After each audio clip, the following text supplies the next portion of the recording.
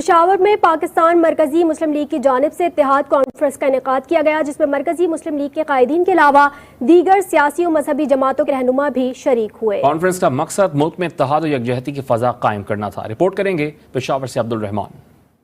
मुल्क में मजहबी और सियासी इख्तिलाफात से बालातर होकर इत्तिफाक और इत्तेहाद की फिजा कायम करने के लिए पाकिस्तान मरकजी मुस्लिम लीग की जानिब से पेशावर में इत्तेहाद कॉन्फ्रेंस का इनेकाद किया गया।